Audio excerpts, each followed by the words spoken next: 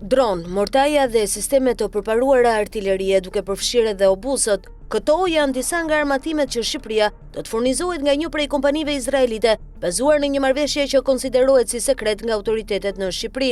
Pikat e marrëveshjes zbulojnë armatimin që Shqipëria do të ketë, ndërsa shumë prej vendeve të rajonit, për shkak edhe të zhvillimeve gjeopolitike, ka rritur buxhetet në fushën e mbrojtjes. Disa muaj më parë Shqipëria nënshkroi marrëveshje me Kroacinë dhe Kosovën në fushën e mbrojtjes, duke shkaktuar një reagim nga Serbia, e cila në anën tjetër krijoi një aleancë me Hungarinë. Pak muaj më parë, Serbia organizoi një paradë ushtarake, duke shpalosur arsenalin e saj të armëve. Sikundër janë publikuar her pas here detaje nga marrëveshjet që Serbia ka nënshkruar me vende të NATO-s për furnizimin me armë. Ndërkohë, në dokumentin zyrtar, thuhet se kompania izraelite e mbrojtjes do të ndihmojë Shqipërinë, një anëtare të NATO-s, të krijojë një industri të pavarur mbrojtëse. Bëhet fjalë për firmën izraelite të mbrojtjes Elbit Systems, e cila do të furnizojë Shqipërinë me armatim dhe do të ndihmojë vendin të zhvillojë prodhimin e saj vendas, shkruan media izraelite Haaretz. Në artikullin e Haaretz thuhet se marrëveshja aktuale është një hap tjetër në forcimin e marrëdhënieve të mbrojtjes midis Izraelit dhe Shqipërisë, një proces që përputhet me përpjekjet e kryeministrit shqiptar Edi Rama për të zhvilluar një industri të brendshme mbrojtëse.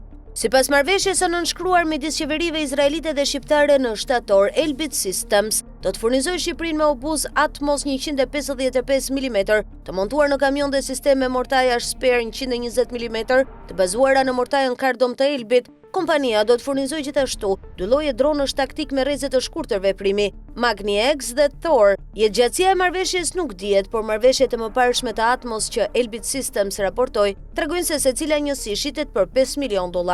Droni quadrocopter Magni X mund të mbahet në shpinë dhe Elbit Systems thotë se ka aftësi plotësisht autonome, duke lejuar atë të fluturojë në zona me ndërprerje të rënda të GPS-it. Magni X mund të mbajë një ngarkesë prej 1.5 kg, duke përfshirë kamera për shikim gjatë ditës dhe natës dhe sensor të tjerë. Ai mund të funksionojë deri në 60 minuta pa ndërprerje. Droni Thor peshon deri në 15 kg, duke përfshirë një ngarkesë zbulimi ose sistemin Terminator i projektuar për të hedhur nga ajri 5 municione të vogla. Koha maksimale e fluturimit të tij pa një ngarkesë të rëndë është rreth 70 minuta. Sipas marrëveshjes, Elbit System do të bashkëpunojë me kompaninë qeveritare shqiptare Kajo, e cila u krijua në vitin 2024 për çuar përpara zhvillimin e industrisë vendase të mbrojtjes. Firma do të ndërtojë një uzin prodhimi prej 5000 metra shkatror në veri të Shqipërisë. Marrëveshja me Izraelin parashikon që Elbit Systems do t'i sigurojë Shqipërisë 10 dronë në fazën e parë, duke ndihmuar më vonë vendin të ngrej linja prodhimi për dronë dhe sisteme artillerie.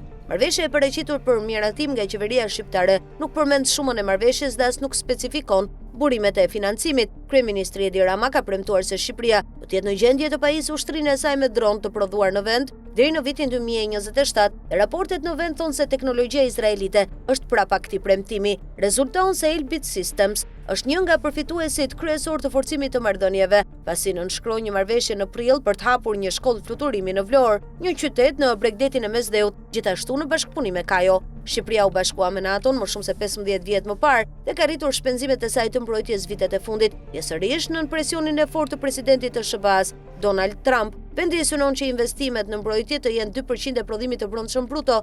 Në ceremoninë e nënshkrimit për themelimin e shkollës së fluturimit, ministri i mbrojtjes i Shqipërisë Piro Vengu tha se investimet e vendit në mbrojtje ishin rritur më shumë se 10 fish në 10 vite, nga 13 milion euro në 138 milion. Në vitin 2022, Rama akuzoi Teheranin për një sulm të rënd kibernetik që rrëzoi shërbimet e vendit, dhe Tirana njoftoi ndërprerjen e marrëdhënieve diplomatike me Teheranin. Në të njëjtën kohë, Shqipëria nënshkroi një marrëveshje bashkëpunimi me Drejtorinë Kombëtare Kibernetike të Izraelit, e cila e ndihmoi atë të krijonte mbrojtje kibernetike. Elbit Systems dhe Ministria e Mbrojtjes refuzuan të përgjigjeshin pyetjeve të Haaretz në lidhje me marrëveshjen. Qeveria shqiptare nuk dha një koment mbi këtë marrëveshje.